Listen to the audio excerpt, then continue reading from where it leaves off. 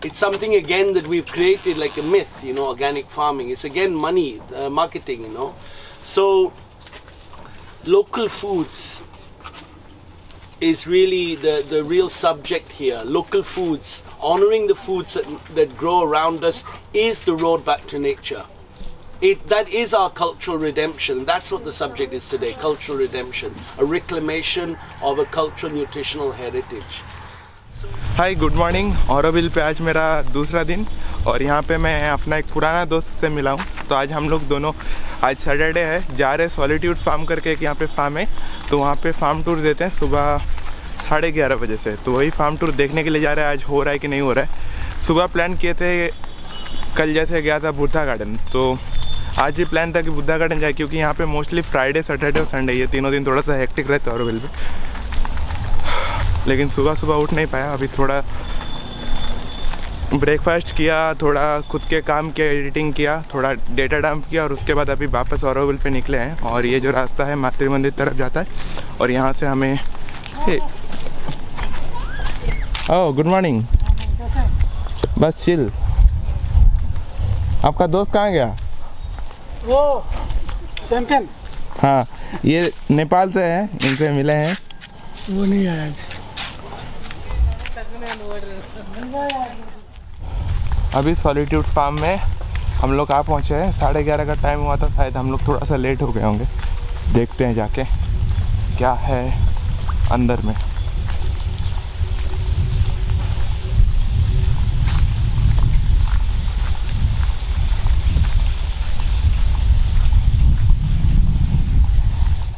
This is the solitude farm Auroville.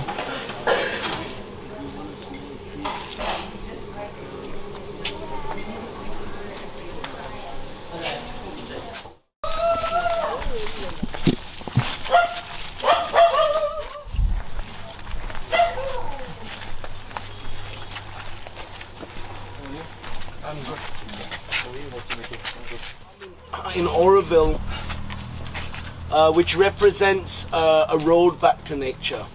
So I started this farm in January '96. I've been in Oroville for nearly 30 years now, and I'm from England. My name is Krishna. I was studying in the J. Krishnamurti School in England. Some of you may know Jiddu Krishnamurti. So a very privileged education where we were not pushed to become anything. We push our kids, to do this and do that, with a good intention. But we don't know what's good for our kids. If we knew, we would have not created the chaos that we created in the world today, But still we push them and make them go and study in America, and all the good brains going to America, So that school I was lucky, we weren't pushed. So I was doing jazz guitar and theater, and I was helping run the vegetable garden, but I was also studying genetic engineering and doing art, and it was a very eclectic sort of education. The guy who ran the vegetable garden, he had lived in Oroville in the 70s and the 80s. So he started to tell me about Oroville and this, this place where people build their own house and they live simply and growing their own food. And I sort of saw this possibility of me living close to nature in India and growing my food, living in a community. And that was a big appeal for me. I felt like my Tamil Talavidhi, I had that sense, that's my destiny. So I came here when I was 19, and it was around that time that I discovered my guru, if you like, my inspiration for my life. Is a Japanese farmer called Masanobu Fukuoka. And everything I'm going to show you today relates back to the work of Fukuoka. Fukuoka wrote a very important book called The One Straw Revolution. So if you have a chance to read this book, The One Straw Revolution, it's really the foundation, you can say, of modern alternative approach to understanding agriculture. Now Fukuoka, I had a chance to meet him in Vandana Shiva's farm in Dehradun about nearly 20 years ago now. And he was a short little guy. He had a white beard, indigo kimono, wooden chapels, and he didn't talk very much. He was already 92.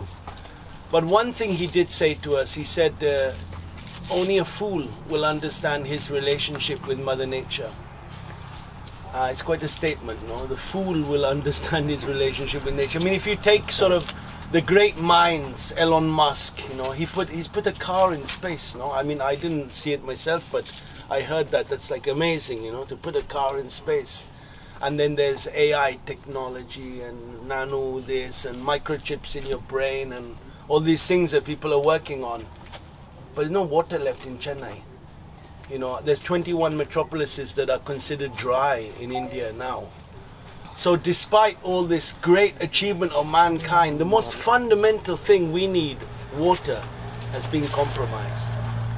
Food, on a nutritional level, there's such a, you know, such an erosion of well-being.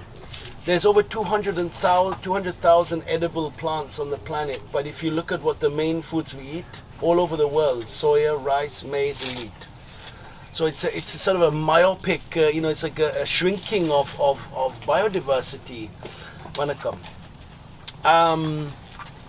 And then you see on a climate change, you know, the climate change, we don't need to be told about that, it's in our face all the time. There's intense weather patterns and the cyclones, the flooding, all of these type of things, you know, and the global warming, the crazy rains at times, and then droughts, and then you see the economic, you know, problems that we're faced with. There's 90% of the resources on the planet are held in the hands of 1% of the population. So you see there's a really an all-round erosion of well-being that man has inflicted upon himself. He's dug this big hole, putting money up there as the sole aim. He's climbed in the hole and he can't get out of it, and destroying our planet at the same time. If you look at agriculture, you know, you can see that it's the industrialization of agriculture is probably one of the main causes of global warming, and all of this sort of all of this erosion of well-being can be you can relate it back to that man has lost his relationship with nature, and that a reflection of that is not knowing where your food comes from, and that's being dependent on industrialized agriculture.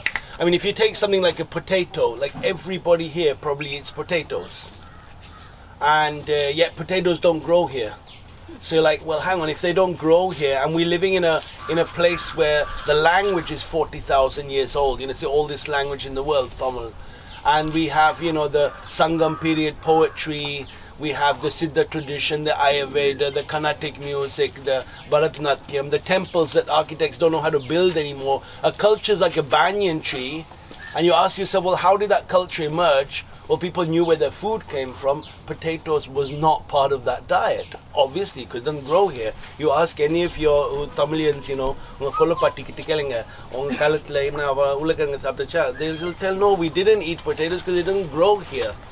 So that's, I think that's a very stark and very obvious thing. So we see the most obvious foods that we eat, you know, if they don't even grow here, what about the wheat and the olive oil and the pastas and the pizzas and the burgers and all this the Maggi noodles, all this industrialized food?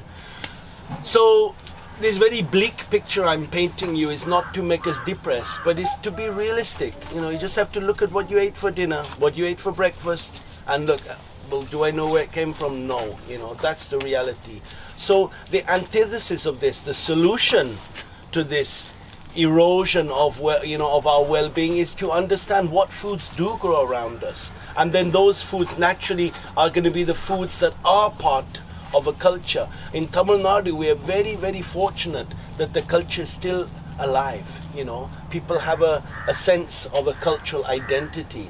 If you go in England and you see our culture, there is no culture. Beer and football is our culture, and people won't look at each other in the eye.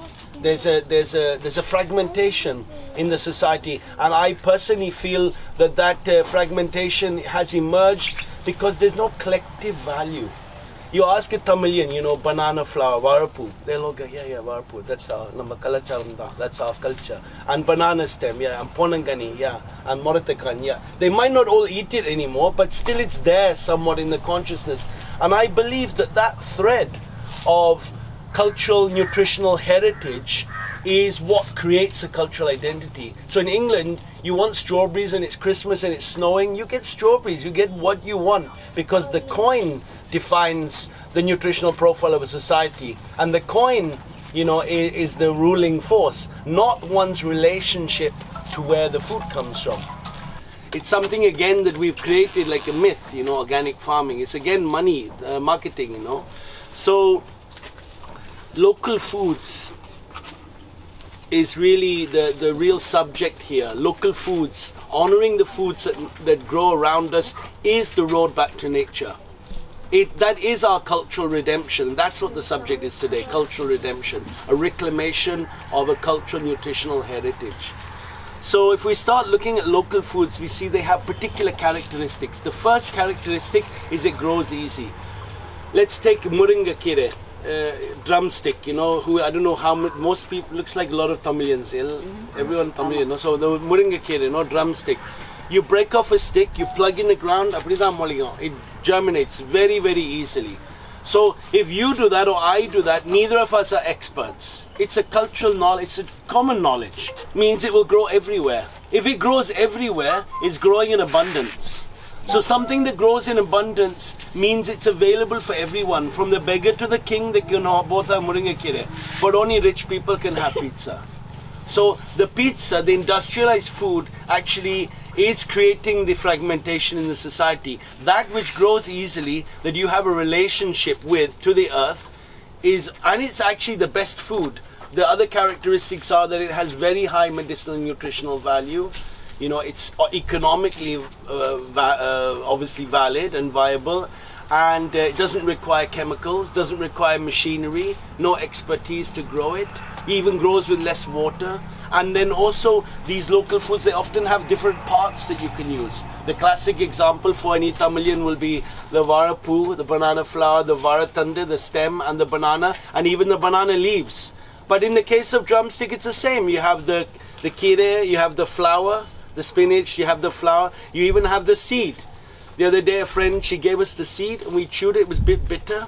And then she gave lemon juice with no sugar and we drank it. It was completely sweet, you know, it's like something very special. And then they even have the resin from the bark, the trunk of the banana, of the drumstick, which is used. I don't know how to do it, but I know it has a value. So you see, honoring local foods, honoring our culture, honoring our birthright, which is a relationship to where our food comes from, is the redemption that we need on this planet now. And we're in Tamil Nadu, so we're talking about here. If we were in Peru, the same, or Russia or Japan, the same narrative would be valid.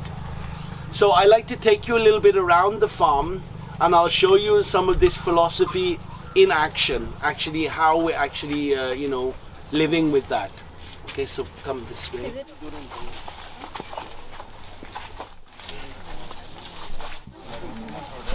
This soil is really alive. There are millions of microorganisms, molds, bacteria, insects, earthworm, fungi, small animals, the mycelium. The life in the soil is directly proportionate to the fertility of the soil. Life equals fertility.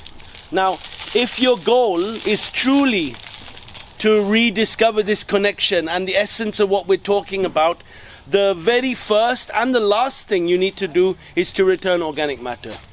Because when you return organic matter like this, it's decomposing and it's becoming this.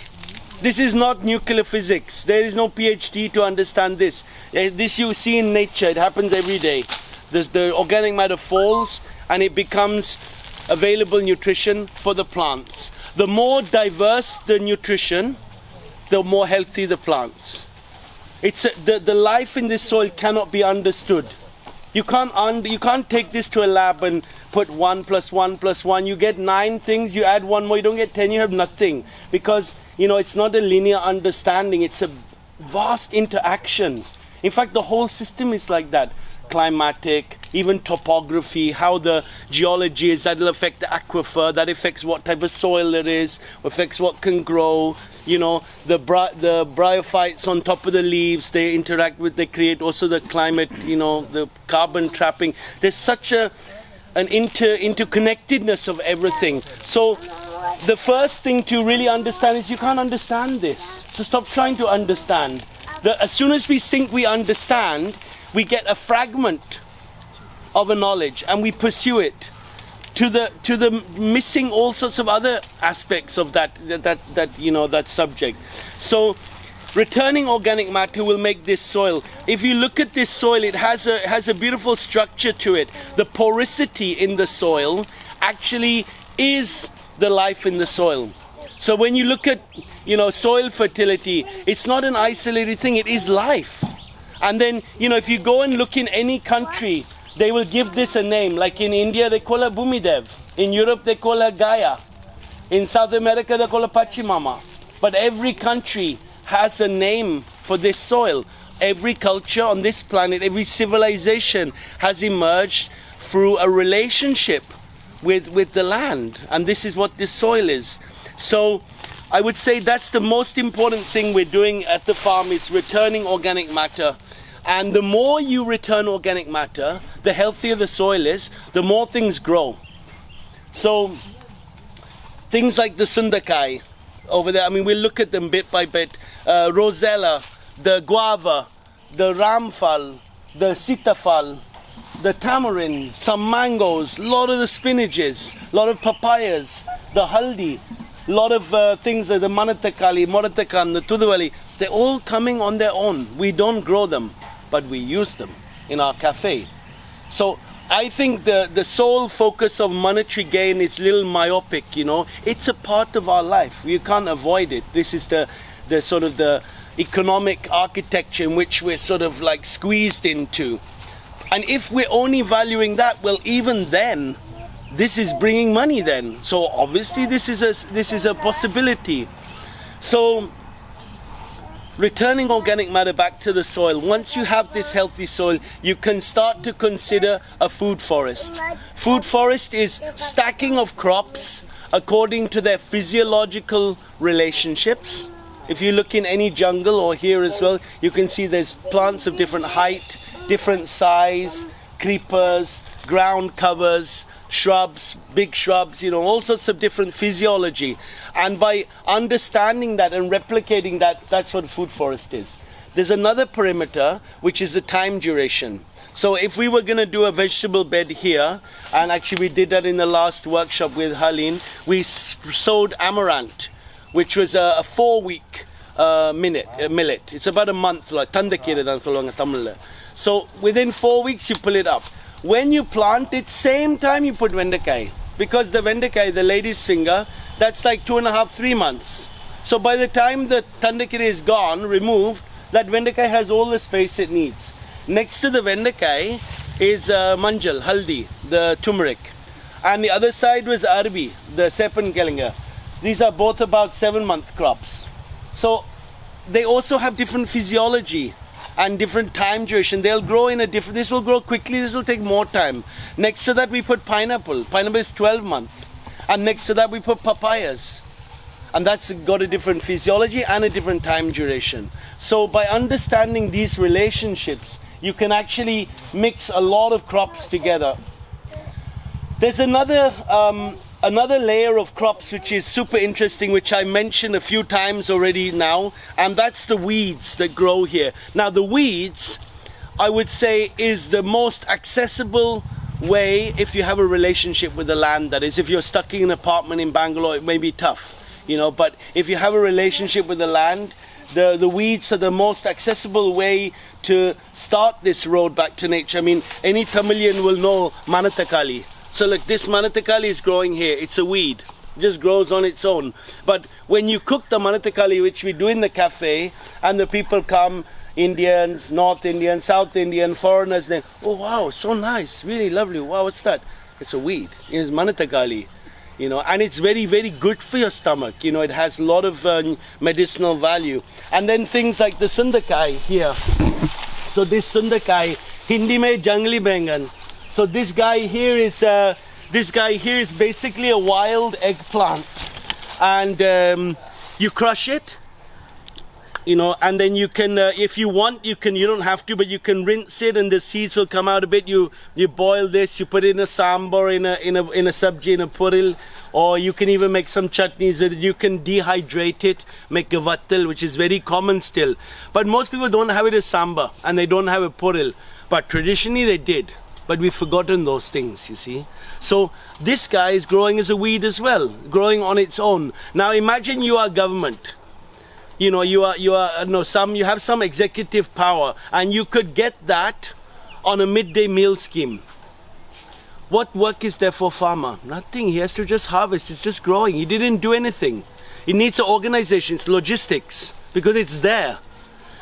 The implications of this are no food miles, no ecological costs, because it's local. The implications of this are very high nutrition for the kids. In one generation, diabetes could be eradicated, because this is a reverse diabetes plant, and as many other benefits it has.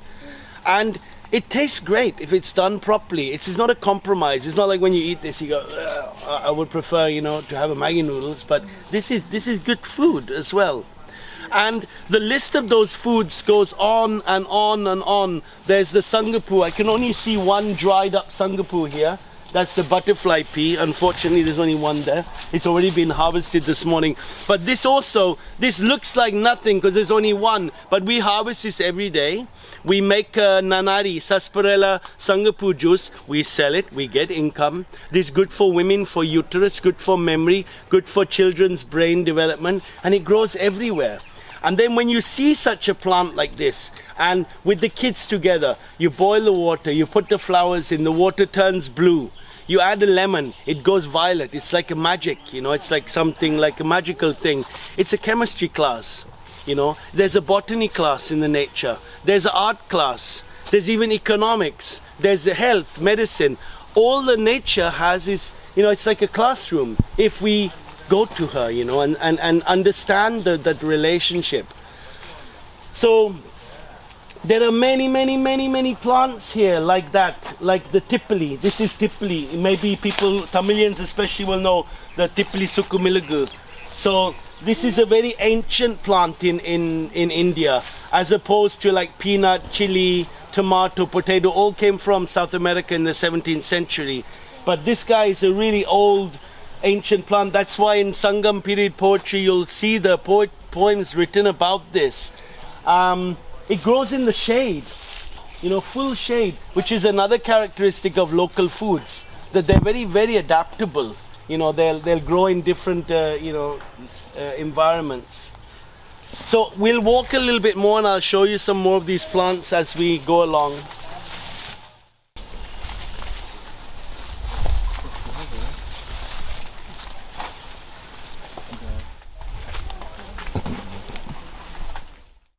Kids growing up in Tamil Nadu, and they just be careful with shoes in the field where you're walking, because there are a lot of things you won't notice it. Like imagine kids growing up, okay? They all know C++. Everyone gets a microchip in their hand. The aim is to go to Mars, have a Tesla, this and that. You think to know about Thuduvale is going to be important? Do you think to know about Moratakan is going to be important? You think they will know how to use turkey berry? I came here 30 years ago. My first job when I was 19 was to dig kolam ponds, like catchment ponds, with the ladies. It's old school. These ladies have a kuru and this kasiga, this traditional stuff, and they knew everything. Their kids have grown up. They don't know anything. They don't know to recognize seeds. Give it one more generation. Where will Thuduvale be in 50 years' time? So that's what happens when we lose a culture. When we lose a culture, that's what happened when even there's a whole study on the anthropological evolution of things. Like when Latin came in, Latin started to say it instead of he or she.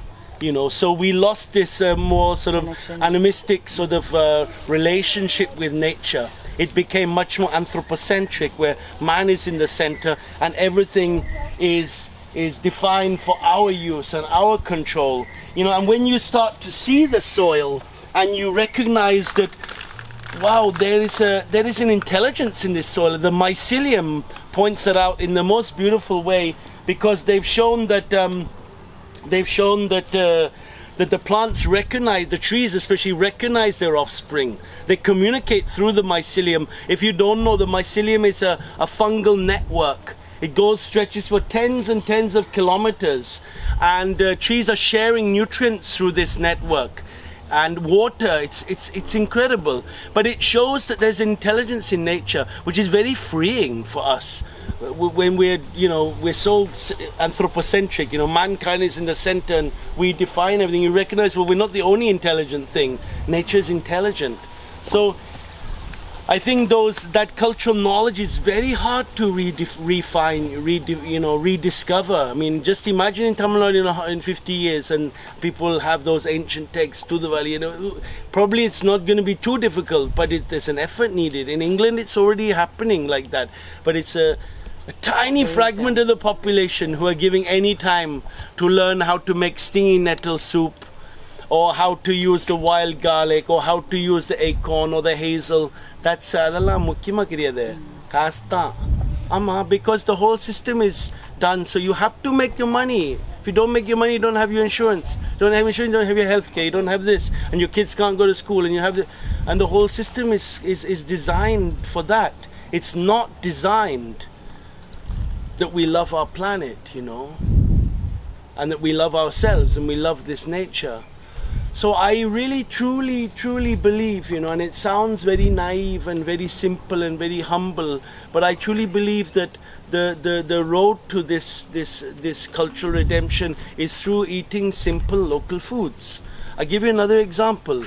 Like, you see this tamarind here, tamarind leaf. Most Tamilians, they will say, yeah, China Vaisle, when we were kids, we would go to, you can eat it, please eat it. Here, I'll give you another piece.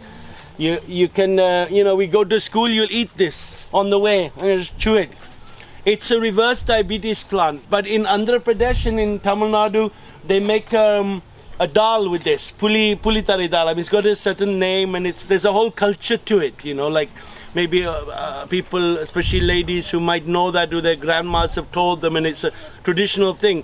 But imagine with the logistics of people who would put their mind to it. We put a man on the moon, we can do this, and we got that on a midday meal scheme. And in one generation, again, diabetes is reversed. There's no diabetes. What would that mean financially for a government?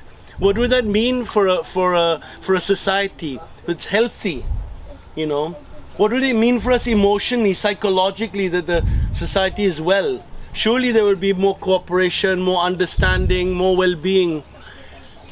And I believe that it's us who has to do that, So if anyone here can go home, and that includes me, it's not like I'm on some pedestal. We're all in this boat together of trying to extract ourselves from the web of industrialization. But if any of us can go home, harvest the tender tamarind leaves. It's not the hard leaves. The hard leaves can be made into a powder and used for medicine, but the tender tamarind leaves, and make a chutney from it, a tovail, or make a tamarind leaf korumbu with it.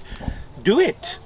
That's the way forward. And you do it and you go, it was nice, wow. And your kids go, hey amma, inage ramma puchite de, ramma nalla irukka. And then do it again the next month or after a couple of weeks. And then do it for the neighbor and this and that. It's the only way. It's us. We have to do those things, And we have to understand the value of Tuduvale, or how to make a jackfruit leaf tea. It's a very, very, very good tea. Or to use the sangapu, or the sembaratipu, the hibiscus, or green papaya. Peel it, grate it, and cook it, or have it in salad. It's the same as a carrot. Nothing less is the same as a carrot. But carrots don't grow here.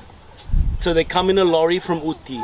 So then you are in charge of selling all the carrots in this bioregion. You're going to get nice profit. First you have to build a lorry. Factories for the metals, factories for the paint, factories for the tires, factories for the electronics, the plastics, the glass, the engine, and then the petroleum, and then the infrastructure for all of those factories, and then the pipes for the petroleum, and the oil tanker, the refinery. It's hundreds of kilometers of factories to build a lorry so we can have carrots in our samba, where green papaya would have done just as well, you know. And green papaya is a weed, you know. The papaya is a weed. Green papaya and ripe papaya is the same. It's just less. That's a green papaya. When it gets orange, it's a ripe papaya. But it's a weed. It just grows everywhere. You know, you go and see anywhere down any road. You see outside the little houses in the villages just growing. But the only way for us to understand that is to do it. You know, take a papaya, maybe put a little coconut oil because it'll protect your hand. Peel it, grate it, think it's a carrot. Do what you like with it, you know, fry it, garlic, ginger, chili, the usual suspects, and enjoy, you know, or put cubes, put in the karakorumbu, whatever, you know, but do it, you know, that's the thing, we have to do those things. This place where I'm standing is quite a nice example of food forest because it illustrates quite an interesting point of the shade. Look, there's a ripe papaya getting done.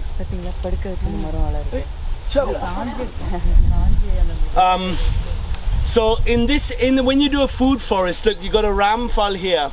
This tamarind has come on its own. There's the palm tree, which we sell the palm fruit juice at this season, and then other times we have nungu, other times we have the panakelenga, the palm root. And then you have more ramphal, the ataparam, you have a sapota, there's a tangerine, there's a lemon, there's a soursop. There's a real loss of light here. That's normal. In a food forest, you will lose light. Light is a resource, but we don't have it in a food forest. So you have to start understanding what plants grow well in the shade. So you have pineapples, you have the manjal, you have the tipali over there, underneath there. I think over there is one example of the karna kerenga, and in the other field you'll see the arbi, the sepan kerenga. That's growing in the shade. The karna kerenga is growing in the shade, and then a lot of the different spinaches are growing along with this as well. And even plants like certain ladyfinger. We have a ladyfinger called Assamese giant. It's 3 meters tall. So if you put the Assamese normal ladyfinger here, it'll be a little shady. But Assamese giant will push up to the sun. So it'll find the sun. Papayas also, they'll find the light. Bananas, they'll find the light. And then creepers. Over on this tree, you can't really see it, but it's around the corner. I'll show another place. There's the Vettali Velikarenga. It's actually just, you can point out to them there. The Vettali Velikarenga, yeah, that creeper there, yeah. So that's a yam. That's like 62 kilo we got from one yam. It's amazing. And it doesn't look like much. It just looks like a sort of all rotten root. But you keep taking slices of it and fry it, and like then give people, wow, ooh, so nice, yummy, yummy, yummy. And it's got a lot of medicinal, nutritional value, and it grows every year on its own. So if we are providing food in our cafe, making money with it, doing re-education, doing Ayurvedic powders, making soap, using tamarind leaf, papaya seed, neem leaves, neem flower, you know, doing a nursery, collecting our seeds, creating a seed bank, making a nursery, making money from this land. How we are doing it is creating community. The thing is that food, you know, you like A. Ragaman, I like L.A. Raja. You're Tamilian? No, you know A. Ragaman? You don't know Slumdog Millionaire? The Slumdog Millionaire, the movie, he wrote the music. He's a great musician in Tamil Nadu. We won't put this on YouTube because you'll get trolled, you know. Like. So anyway, you know, A. Rahman is one musician. You know, you like Hindustani, I like rock and roll, you know. You like this thing, I like that thing. You have one concept, I have another. You are vegan, you're very pure, but I eat meat, you know. And there's all these difference of opinions. All these things fragment people. But local food is what unifies us, you know. It's the thing that brings us all together. So it actually creates community. And you need food, you need seeds, it's a collective need. You need plants, it's a collective need. Those Ayurvedic powders, the value for them is equal for us. It's not a preference.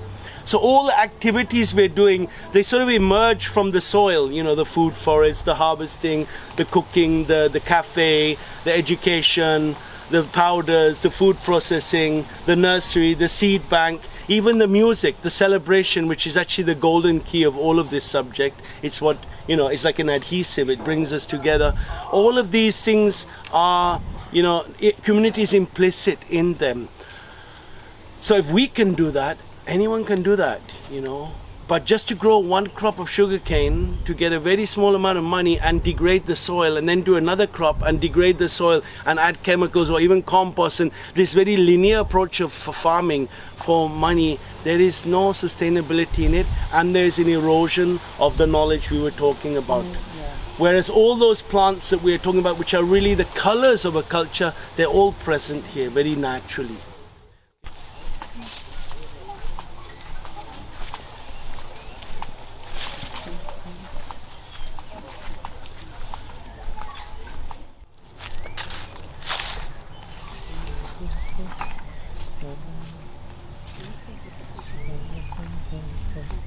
Has anyone, I'm sure Tamilians will know what this is. You know what it is?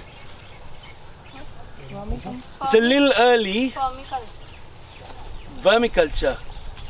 No. No. We don't do that. We don't need to do that. You return organic matter, the worms are there. சொல்லுங்கப்பா. ஆமா சூப்பரா இருக்கு. நீங்க சீக்கிரம் செஞ்சிட்டீல்ல. ஆமா சூப்பரா இருக்கு. So this is to grow the palm root. Look what this is going the Raj. He's done this morning. It's a little bit early, but these are the palm fruits. Normally they will rot a little bit, and then we will harvest them, and then we will plant them. So these are the, but I wanted to do one early to show people a little bit. So these are the seeds here, and this stuff here, nelakai there. Yeah, nelakai potachi. Sorry. Actually, the good fruits we'll boil, we make juice, but we have a lot of it, you know.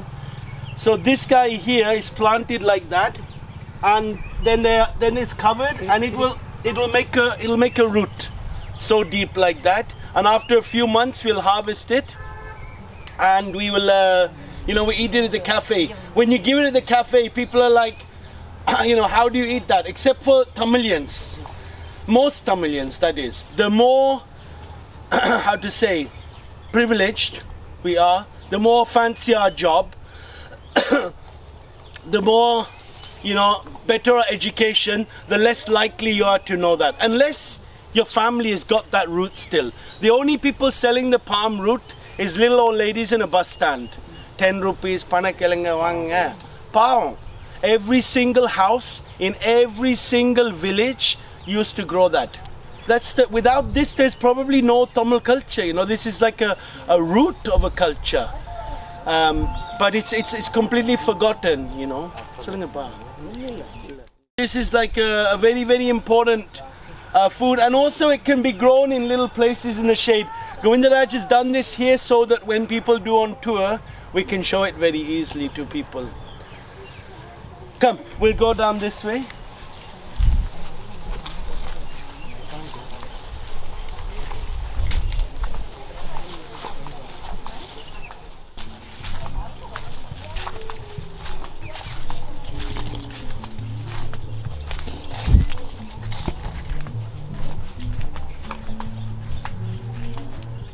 If you break a leaf, you're welcome to break a leaf off and have a smell. You can pass that back. Just break it off and have a smell.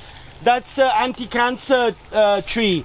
So there's a lady who takes a basket from us, and she, you don't want to eat it, just smell it. It's not to be eaten raw. But she has a stage 4 advanced breast cancer, and she's been having it for about, I say, like 9-10 months now. She boils the leaves in water and drinks that tisane every single day. Cancer stopped. That's what she tells me, at least, And I actually met a couple of other people who've also been cured from this. She says this stops the spread of the cancer, and eating the fruits makes the tumor go away. The fruit tastes of a mix of guava, pineapple with a sort of an overtone of apple. It's like a very, very unique, delicious taste. Right. And it's the same with the nanari. The nanari has the sarsaparilla has a very nice vanilla-y taste. And this plant has this taste. And you start to understand that the medicinal value of the plants is actually translated in a taste. So it's actually something to be experienced. It's not a concept. It's like that soil ecology is not something to be conceptualized. It's actually the life in the soil. And the decomposition and the structure of the soil is the fertility. And like that, we have many medicines in these medicinal plants. In fact, I mean, I would say mostly the medicine is the food itself. In Tamil they say unavudam marandilla. So mostly that's the food is the medicine, like the butterfly pea, or even the dopamine bean. We have this Mucina purensis, the black velvet bean. So we have the raw beans, you boil it, you can put in the karakorumbu. You shouldn't have too much. You should have like for a week, then you should chill out, because it's got a lot, it makes a lot of testosterone in the body. This is what I'm repeating, what I've read, no? And then it gives headache. But it's a very good for libido, for Parkinson's, for reverse diabetes. It treats a quite wide spectrum of diseases, and it tastes good. Again, you know, it's a nice taste. It tastes like boiled peanuts.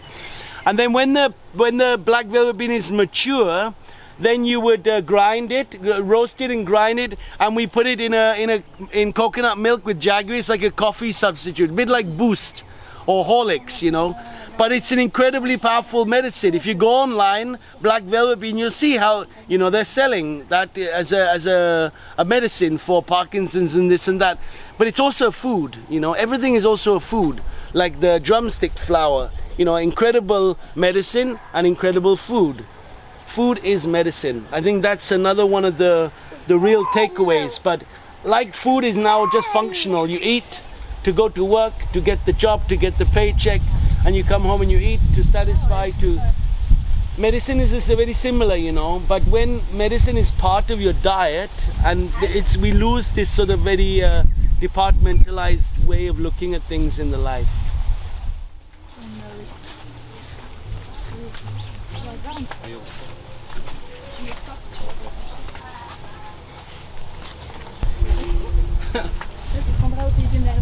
I don't know if you can see that. The reason is it floods here, so you wouldn't be able to do so much fruit trees here.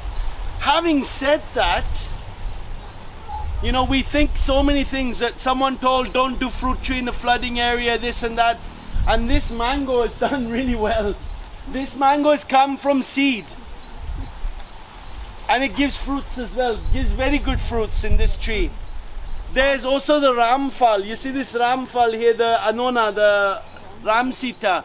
There's one also here and there that's also in the rain. When it's heavy flooding, I notice the leaves die, but the tree stays alive. So again, it breaks this myth that actually fruit trees, that they can't handle flooding. I think some of them can. Some may die, yeah, but these guys managed. What we try and avoid is to put bananas everywhere. We try and channel bananas on a hedge, along with things like the chaya, the Mexican trees, the Mayan tree spinach, and the papayas, drumstick, some of these other chop and drop plants. We have plants called chop and drop. They're growing just to return organic matter. You chop them and you return the organic matter, like the Mexican sunflower. And yeah, so you make these hedges. They're called perennial hedges. So you sort of had a perennial hedge, and then a gap, and a perennial hedge, and a gap, and a perennial hedge. And in these areas, then you can grow lady's finger and brinjals, cucumbers, you know, all these things that do require a bit more sunlight. And you know, just to get a bit technical, in case any of you are more into it, then in the field behind you, what we've done is, after the tomatoes and the lady's finger and the chilies, there was a whole mixed crop in there. We've sown cowpea or lobia, Hindi mein lobia, Tamil karamani, into that field, and the karamani has created a ground cover. It's overtaking the decaying crops, suppressing light, fixing nitrogen, returning organic matter. Then to go in there later, we'll just cut it out, we'll just cut it its root, it'll decay, and we plant other plants into it.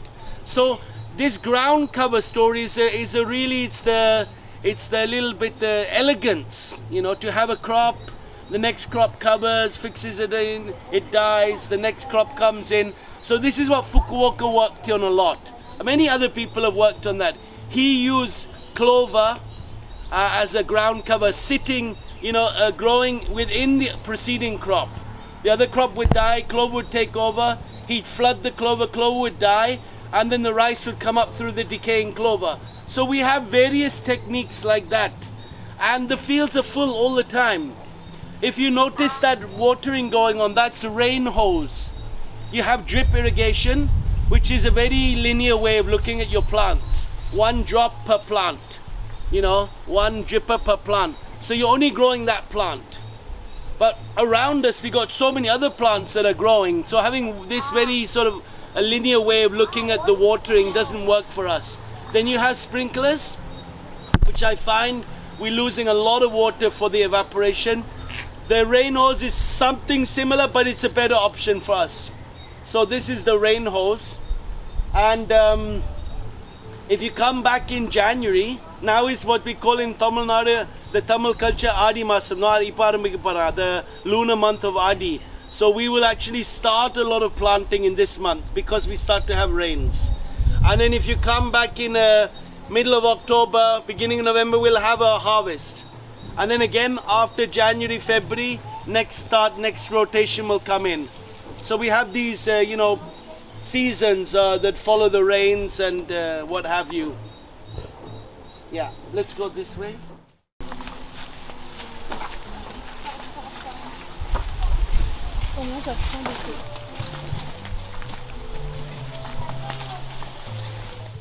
You know, we have to understand that the soil is the foundation of any culture, any civilization, the soil. So returning organic matter back to the soil is the best thing you can do. If you have a flower pot on your balcony, you live in Bangalore and that's all you have, at least put leaves in it. Maybe you find a bit of cow dung, sweep it up, put it in leaves, grass, whatever, but organic matter, because that's what makes the soil healthy. That healthy soil is Mother Nature. I tell you, divinity is not a concept. It's not like a picture of the mother and then we're praying and all that. It's the soil. This is our life. You know, without that we are not. In Upanishads it says something like, first is Anna, then is Mana. You know, without Anna is no Brahma. So it's pretty obvious. This isn't nuclear physics, you know, it's not that clever. You have to have a body, to have a brain, to be able to have a language.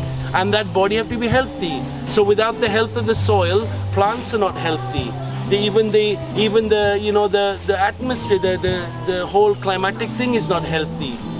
So honoring the soil is the first step on the road back to nature through returning organic matter. Second step is to value all the gifts she has. And those gifts, as we just mentioned, they're in the culture, and someone was from Kutch. Where are you? Yeah, so these guys, we were just saying mother is diabetic. I said, get her to have the bajra, the kambu roti. He said, that's our staple from our culture. The solution for diabetes is in the culture. So you go away from all those wheat and processed maida and all the killer maida. And then you go back to the culture, your health is there, Why? Because the culture came from the earth. And the earth is inherently well and healthy. So that's the second thing. And the third aspect of this narrative is to create community. Education, workshops, celebration like this, music, food, seed banks, nurseries, anything that is a collective value that will create community. And once you have community, then all your economic thing is sorted, because you can redefine your economy, or you can, or if you're in the same paradigm, income will come in some way or another, because it's a collective need, So that's basically what we're doing at Solitude Farm. The food that we're serving is better than my talk, because it's like, in the mouth. It's a real experience. And we also do workshops. If you're interested in any of our workshops, we have a few workshops in the week, mini permaculture workshops. And then next month on the 12th, 13th, 14th, we have the intensive permaculture workshop that I conduct. That's really requires a lot of energy. If you want to know how it was, you can talk to Halin. She came on the last one. And thank you so much for coming, for letting me share with you. And enjoy the music. And we'll see you soon. अभी finally मेरा solitude farm पे farm tour ख़त्म हुआ, और farm tour करने के बाद यहाँ पे ये लोग एक लंच देते हैं जो 260 रुपीज़ होता है एक फार्म प्लेट. सो वो मेरे लिए काफ़ी ज़्यादा एक्सपेंसिव था, तो मैंने खाना पीना नहीं खाया वहाँ पे. नॉर्मली बस गया, वीडियो बनाया और निकल गया वहाँ से. तो ये